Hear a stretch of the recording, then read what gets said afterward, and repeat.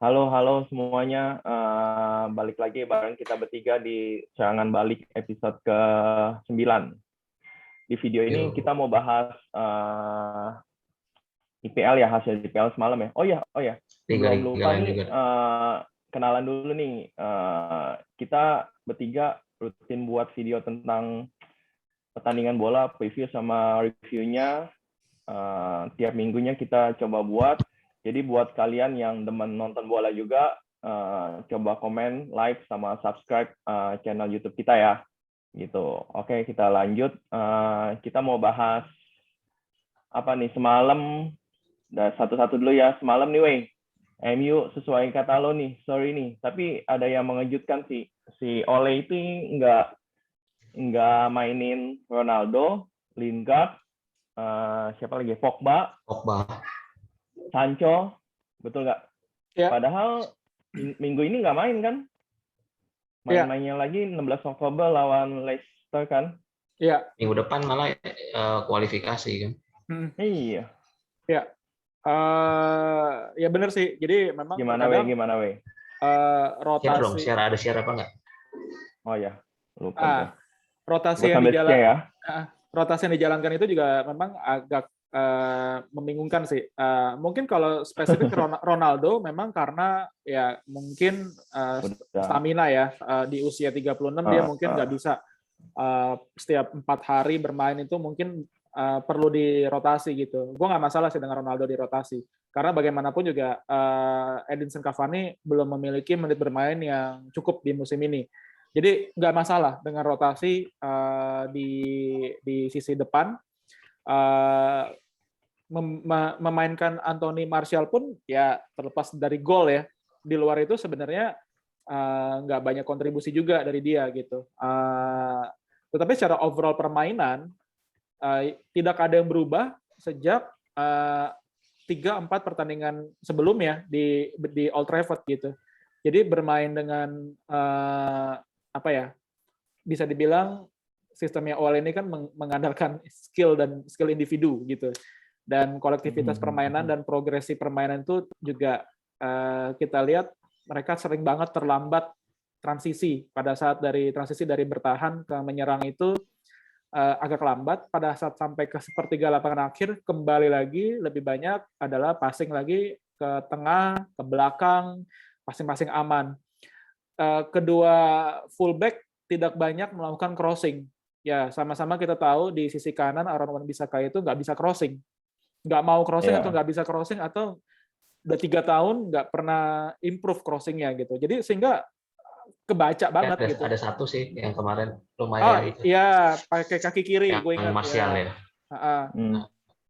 Jadi apa ya, memiliki Edinson Cavani depan tuh harusnya bisa dimanfaatkan dengan beberapa crossing ya. Memang cuma satu dari Fred yang mengancam. Tapi di luar itu tidak banyak ancaman berarti sampai 15 menit terakhir. Jadi kembali lagi, inilah United di mana mungkin satu babak ditambah setengah babak kedua itu lebih banyak bermain yang dominan possession, tetapi tidak banyak mengancam gitu. Sama gitu, tidak ada perubahan. Ya golnya pun juga lagi-lagi kalau golnya Marcel oke, itu gol set play ya. Golnya oke ya, tetapi ya nggak banyak kita melihat United itu bermain dengan set play, dengan gol set play setelah di awal-awal musim ini gitu. Kebanyakan memang mereka golnya adalah ya gol yang banyak faktor individu. Ya, skill individu dan banyak faktor luck-nya gitu. Terus juga beberapa kali Everton itu mengancam ya, dengan tidak diperkuatnya Dominic Calvert-Lewin sama si Richarlison, sebenarnya nggak banyak ancaman, tetapi ya mereka sendiri ya, United sendiri yang membuka ruang untuk diancam. Jarak pemain tuh jauh gitu, dan banyak ruang di half space. Gampang banget lah, kembali lagi sisi sayap tuh dieksploitasi, dan golnya pun juga terjadi dari counter attack yang berawal dari sayap. Fred enggak, ya dia masih mencoba untuk nggak mau bikin out bolanya, atau dia mencoba untuk bermain istilahnya open play gitu. Dia harusnya kan kondisi seperti itu ya lu buang aja bolanya, ngapain, atau lu foul-in lah gitu. Kita bilangnya tuh kalau di basket tuh apa namanya, professional foul ya. Jadi memang foul yang sudah direncanakan gitu. Tapi dia nggak mau ngambil foul itu gitu. Dan kondisi kan dia juga nggak nggak kondisi kartu kuning, artinya tidak ada masalah untuk melakukan foul karena teman-temannya belum pada balik, masih di depan semua gitu. Nah, udah begitu lepas kosong. Ya, biasanya kan kalau kita corner itu kan ada satu pemain di biasanya posisi fullback ya, itu berada di pertahanan, di lapangan pertahanan sendiri gitu kan. Pemain itu kan Luke Shaw kan yang berada di situ kan. Jadi Luke Shaw kelewatan, ya udah kosong sisanya lainnya gitu. Dan hoki aja sih kalau misalkan si siapa tuh yang mau passing ke Yeremina, Davis ya kalau nggak salah ya. Nah, Davis. kalau si Davis nggak passing itu nggak offside. Udah selesai itu. Iya, nggak offside itu. Iya, udah selesai kalau Davis nggak passing gitu. Dan itu kembali lagi kelihatan gitu. Pertahanan United itu, gue nggak bilang bahwa Rafael Varane itu bagus ya. Ya memang kan kalau katanya Justin kan dia performanya menurun kan di Madrid di 2-1. Makanya Madrid jual kan. Iya, mana mungkin, dan masih untung 45 juta itu, ya itu memang good deal buat United. Tapi ya buat Madrid kan kehilangan Sergio Ramos, terus masa sih lu masih mau ngejual Rafael Varane juga, walaupun emang ada Alaba gitu ya. Tapi ya ngapain lu jual kalau emang dia emang bagus gitu. Dan itu kelihatan loh. Lagi lawan Villarreal dia juga melakukan individual error. Lagi lawan West Ham juga dia ada individual error. Aston Villa hampir. Jadi memang belum solid sih gitu. Malah gue masih bilang Victor Lindelof masih lebih bagus dibanding Rafael Varane ya di musim ini ya gitu. Cuman kekurangannya Victor Lindelof adalah bola-bola atas. Tapi United musim ini di luar golnya House minggu lalu itu mereka belum pernah kebobolan dari set piece deh gitu. Mengenai pergantian pemain gimana nih? Lagi unggul. Nah, ada yang bilang Martial lagi mulai dapat momentumnya, tetapi diganti. Ya itu.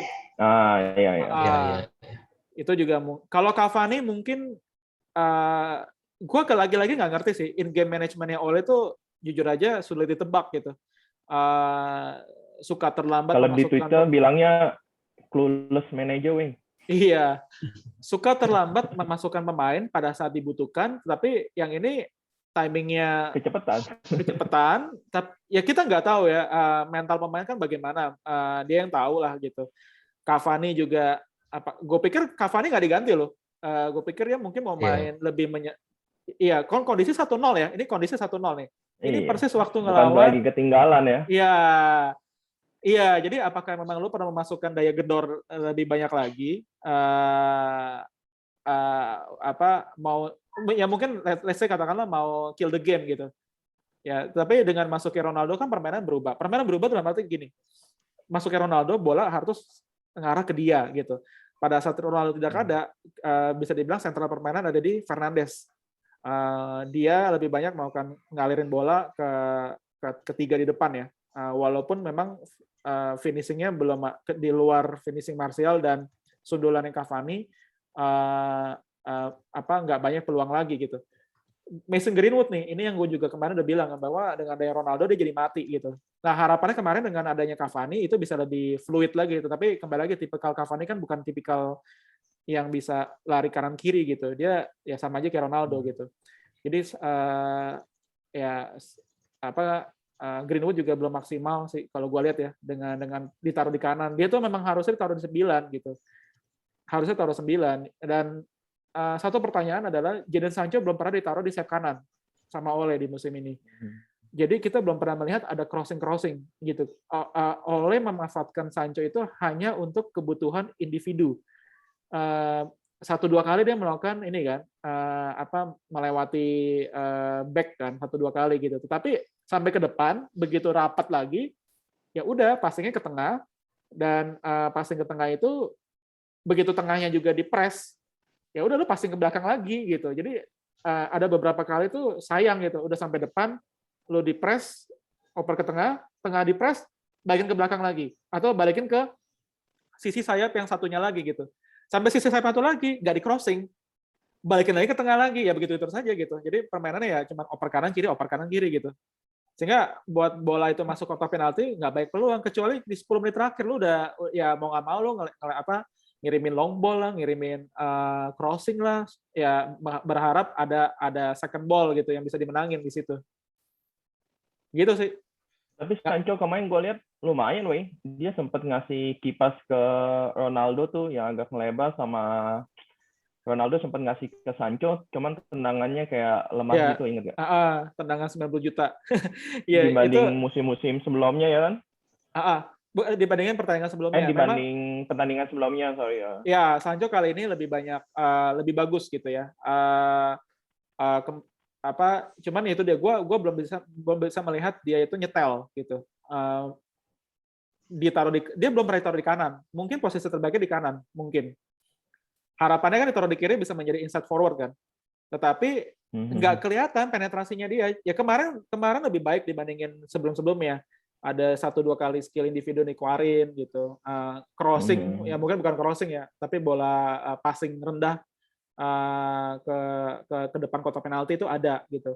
Ya tinggal memang kembali lagi ya, dia belum nyetel karena menit bermainnya pun juga belum banyak dan belum pernah ditaruh di sayap kanan gitu. Jadi kita belum bisa ngelihat kemampuan aslinya ya. Ya. Terakhir nih dari match ini, gimana nih Zu selebrasinya Townsend? Sih. Ya tapi Townsend katanya udah klarifikasi kan, itu Katanya dia idolanya ngidolain ya. Ronaldo ya.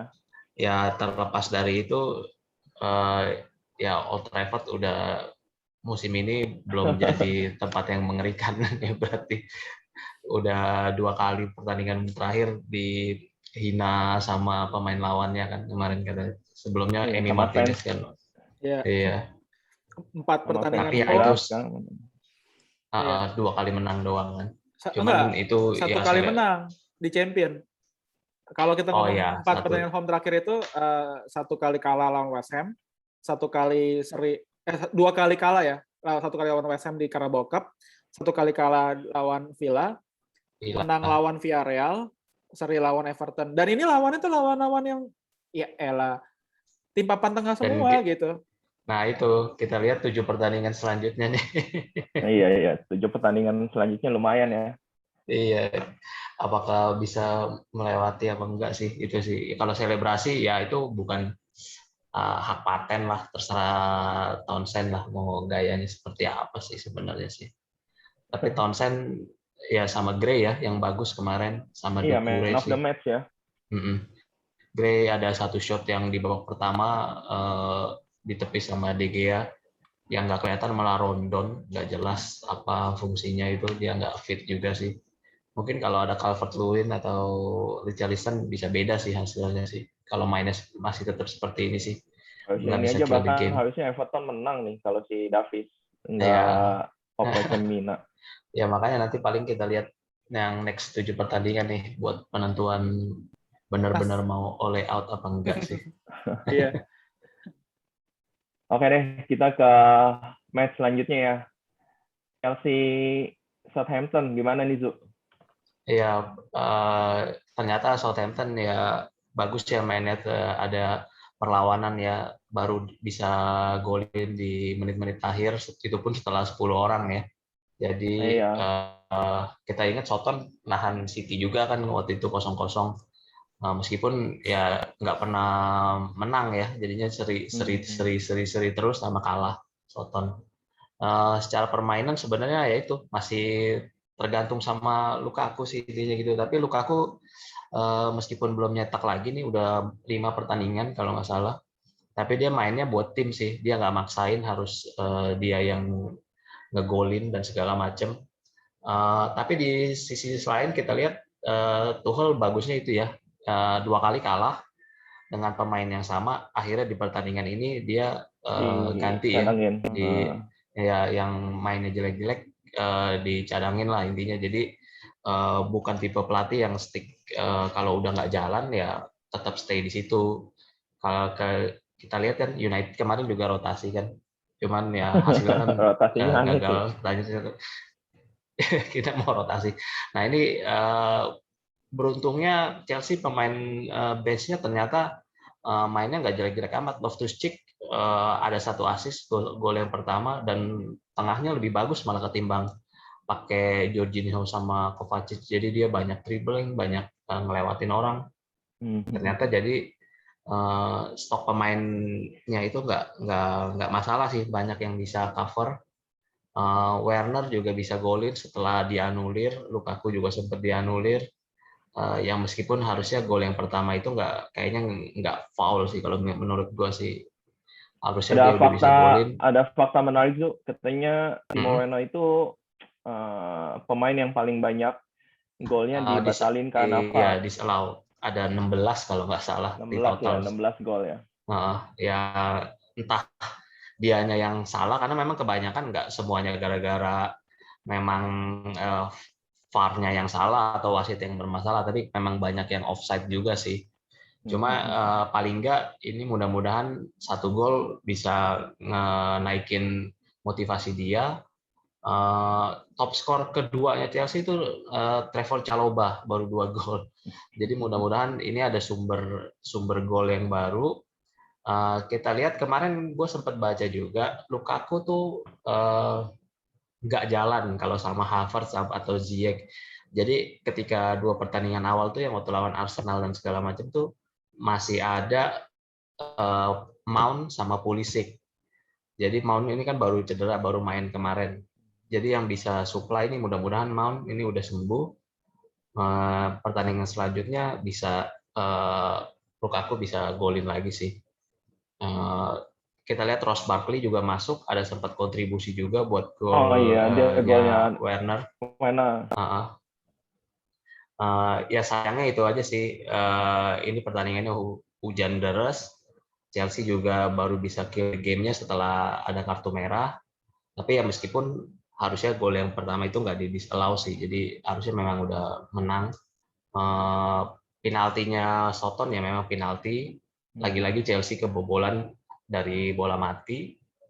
Mudah-mudahan ya pertahanannya bisa tetap solid sih.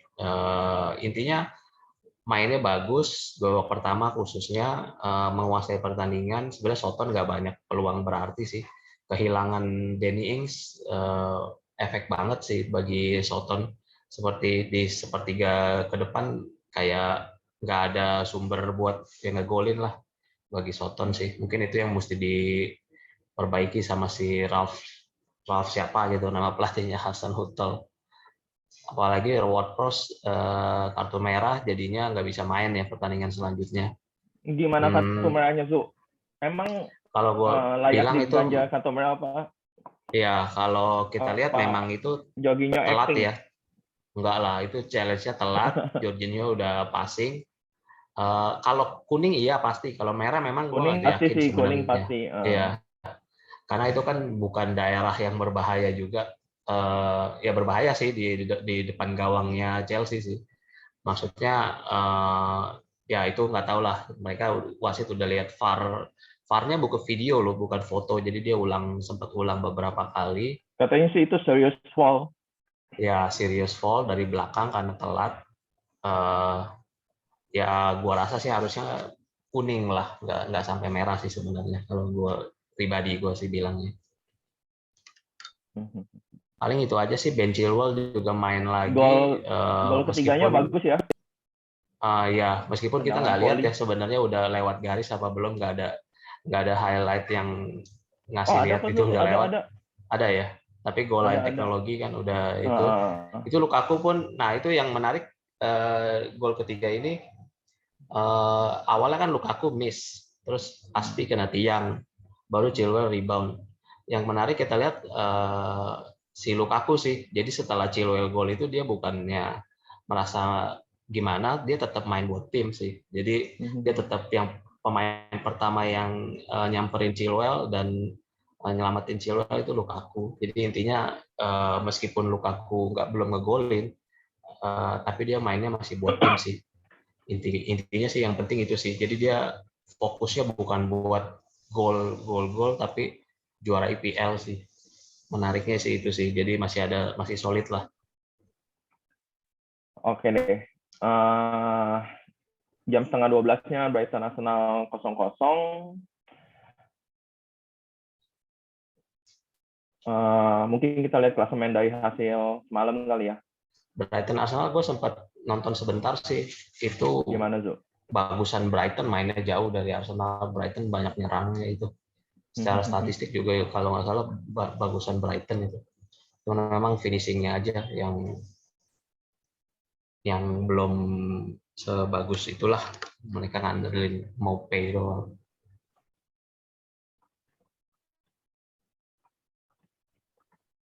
Emang kalau nggak salah shoot on goal-nya juga banyakan Brighton ya. 21 Ya, goal of time. Possession-nya iya, juga jauh. Cuman kemana-mana aja itu shoot banyak chance-nya nggak jelas. Tapi ada yang menarik, Arsenal masih clean sheet ya? Ya, Ben White. Jadi Ben White. ada meme-nya katanya Ben White udah 4 pertandingan, berarti ini 3 kali clean sheet. Rafael Varane baru sekali clean sheet. Waktu awal musim kan dibilang ngapain beli Ben White semahal itu, padahal Varane cuma segini gitu ya. Varane lebih murah. Tapi ternyata si Ramsdale juga gue lihat cuplikannya berapa kali tahan sih. Padahal kan dia juga dihina tuh awalnya. Ngapain beli kiper ya, dari championship doang. Ya kan? Oke deh. Sebelum lanjut ke La Liga nih, kita lihat Chelsea sekarang jadi di pucuk ya. Karena Liverpool sama City masih belum main nih. Mungkin bisa lihat entah malam hasilnya. 5 kali menang, 1 kali draw, sama 1 kali kalah ya. Next deh ya. Next kita ke La Liga nih. ATM lawan Barcelona. Gimana nih, Wei? 2-0. Iya, ATM itu kemarin bermain lebih baik bertahan secara keseluruhan ya. Dominasi itu lebih baik dipegang oleh Barcelona. Banyak counter. ATM lebih baik bertahan dan dia lebih mengandalkan counter attack. Mereka bermain dengan 5-3-2 formasinya. Sementara Barca itu dengan 4-3-3. Tapi kembali lagi Barca itu ya pertahanannya rapuh ya. Posisinya bahkan sampai 70%. Sementara attempts-nya pun juga nggak ada yang benar-benar, ada 1-2 yang bagus, tetapi tidak ada yang benar-benar ini mematikan gitu. Ada 1 kali Jan Oblak melakukan save dari gue lupa dari Coutinho kalau nggak salah. Coutinho. Ya, Coutinho dan di babak pertama itu bisa dibilang Barca bermain sangat jelek. Walaupun mereka dominan. Dan kedua golnya itu juga kontribusi dari 3 pemain ya. João Felix, dia walaupun dia tidak assist dan tidak gol, tapi dia mengawali pergerakan transisinya.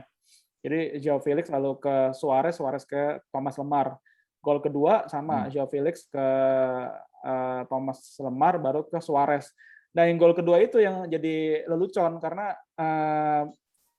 posisi Pique dan Araujo itu sangat jauh. Terus pada saat bola diarahkan ke Suarez, Pique bukan yang melakukan pressing, tetapi malah dia nutupin gawang gitu. Dia ngasih ruang buat Suarez supaya bisa nembak, dan Pique lebih memilih untuk mengamankan gawang yang memang sudah kosong gitu, ketimbang untuk melakukan pressing. Nah, di situ terjadi perdebatan antara Sergio Busquets dan Pique mengenai posisinya pada saat terjadi transisi.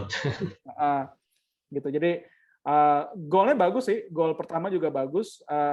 Dua-duanya counter. Gol pertama bagus sih. Iya. Sebenarnya bola mirip malah sampai one touch passing gitu jadinya. Nah, itu yang Barcelona nggak punya kecepatan tuh di pada saat mereka diserang balik. Terus mereka memainkan beberapa pemain muda kan, kayak Nico, Gavi. Itu ya nggak bisa sih saat ini memang masih jauh untuk bisa ngelawan tim papan atas ya. Masih kalah matang lah ngelawan tengahnya Atletico.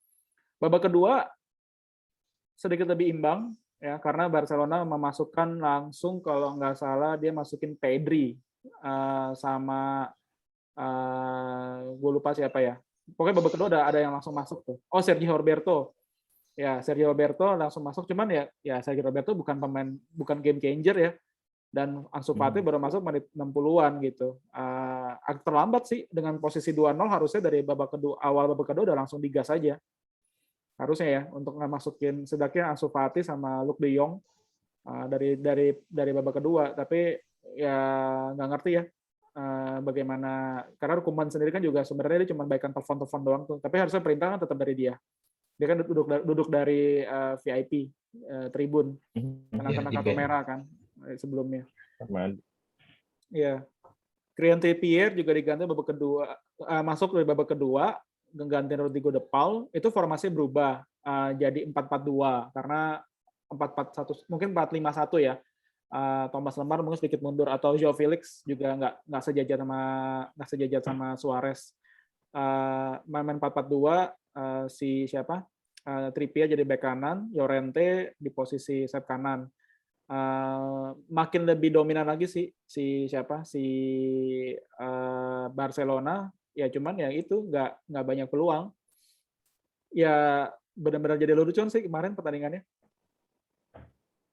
Oh, tapi sebelum pertandingan ini di IG atau Twitternya Fabrizio Rom, dia bilang Laporta itu bakal Koeman stay ya, apapun hasil pertandingan ATM lawan Barcelona ini nih. Ya mungkin gimana tuh? Nunggu katanya pemain-pemain cederanya balik ya. Nggak ada duit lagi. Alasannya sih katanya si Koeman itu legenda katanya. Jadi itu mah diplomatisnya aja. Nggak ada duit lagi. Gue kayaknya nggak pelatih siapa. Iya, sama pelatih yang baru juga ngelihat squad saat ini juga kayaknya males. Gimana ya? Iya kan, males kan, betul kan? Ya, jadi mungkin gua rasa diwarisin tim kayak gitu. Mungkin nunggu beberapa pemain utamanya balik ya. Kayak Ansu kan juga baru balik, Aguero belum. Terus kayaknya kalau mau dinilai itu Koeman ya setelah pemain utamanya pada balik semua, jadi baru bisa lebih fair ya untuk menilai dia gitu. Walaupun udah tinggal Aguero doang kayaknya, yang lainnya sudah mulai balik. Iya, tinggal Aguero kayaknya. Valencia 0-0, kalau ke 1-0, Osasuna 1-0, sama Bilbao menang 1-0. Dari hasil pertandingan semalam, jadi ATM itu peringkat masih dua ya. Masih Madrid. Masih kalah gol ya. Terus Barcelona jadi terdampak di peringkat 9 nih, udah kalah seri 3 kali. Gimana nih, Barcelona bakalan masuk Liga Champions nggak nih musim depan nih? Masih bisa kalau champion. Karena kan kembali lagi. Nanti udah pada balik sih, harusnya masih bisa lah. Juara mungkin enggak, champion iya. Juara sih jauh. Karena kita lihat juga baru kalah sekali sebenarnya. Cuman banyakan serinya aja lawan tim-tim kecil. Paling yang menarik nanti kalau gimana Barca lawan Sevilla, Valencia, Sociedad yang model-model seperti itu sih. Yang pesaing top 4-nya juga sih. Iya. Kalau mereka masih mainnya kayak gitu, ya baru nanti kayaknya Europa League aja kali. Tapi bakal lama sih, feeling gue butuh setahun lah paling nggak, musim depan baru bisa kita lihat Barca lagi. Musim ini sih kayaknya jangan berharap banyak sih, feeling gue. Iya. Ya betul. Oke. Kita bacain liga lainnya. Dari Bundesliga itu Dortmund menang 1-0 ya, golnya penalti ya. Oh, 2-1. 1-0, 2-1. Dortmund jadi di Bayern belum main ya. Dortmund peringkat 2. Terus dari Wolfsburg kemarin kalah kalau nggak salah sama Gladbach. Oh ya, ini kalau 1-3 ya. Sebelumnya kan dia jadi di peringkat kelima nih. Udah 2 kali kalah dia. Iya, kemarin lawan Gladbach. Sempat langsung kebobolan di 10 menit awal tuh. Jadi ya yang lain makin sering seri dan kalah, Bayern masih tetap menang terus sih. Menang Iya sendirian sih dia. itu sih. 1-2 bulan lagi udah mulai kelihatan lah jaraknya, kemungkinan sih. Oke, kita beralih ke Serie A. Sassuolo Inter 1-2, Torino Juventus 0-1. Gimana? Ada komen? Inter comeback ya. Inter comeback, sempat kebobolan dulu penalti. Yang menarik itu sih Dzeko nggak dimainin inti, tapi dia terlibat di 2 golnya, jadi 1 gol dan yang penalti juga gara-gara dia yang di tackle tuh. Jadi sebenarnya Inter masih butuh pemain yang number 9 lah. Jadi kalau kemarin tuh Korea sama Lautaro kan di depannya sebenarnya nggak gitu jalan kalau pakai 2 orang kecil-kecil begitu sih. Jadi intinya sih tetap butuh number 9 tuh kayaknya, main tipikalnya zaman kayak Conte musim lalu sih.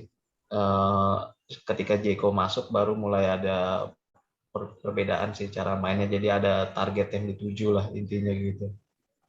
Ini ya hasil yang bagus sih, main away lawan Sassuolo bisa menang, harusnya bisa. Kita tahu juga Milan kan lawannya Atalanta, cukup berat juga. Jadi hasil yang bagus buat persaingan ngerebut Serie A sih. Oke, dari derby sore ini Juventus menang 0-1 ya. Juventus lagi dalam tren yang positif ya. Tapi itu juga menit-menit akhir kalau nggak salah golnya kan. Ya. Menit 8 Locatelli. Iya. Tetap nggak punya striker kan, masih pakai Ken ya kalau nggak salah kemarin tuh jadinya tuh. Iya. Moiskin jadi dua-duanya sama lagi cedera. Kulusevski ya. Oh, Beradeski. Kulusevski masuk babak kedua kalau nggak salah. Tapi ya Torino nggak ada Andrea Belotti ya seperti itulah jadinya. Nggak banyak. Ini derby yang one way sih sebenarnya kelihatannya. Cuman ada beberapa shot dari luar kotak penalti aja kemarin Torino. Chesney belum lagi ya? Enggak sih kebetulan. Ya Chiesa lah itunya. Talismannya sekarang ini udah nggak ada Ronaldo. Bagus. Jadi kalau dia mainnya Juventus bagus, bisa menang. mainnya bagus lah. Kalau mainnya lagi jelek ya gitulah. Kemarin lawan Chelsea dia juga 1 gol ya. Terus ini assist ya. Assist nggak ya? Lupa juga. Nih assistnya Chiesa. Oh iya. Ya. Jadi susah payah juga Juve buat masih menang lawan Torino.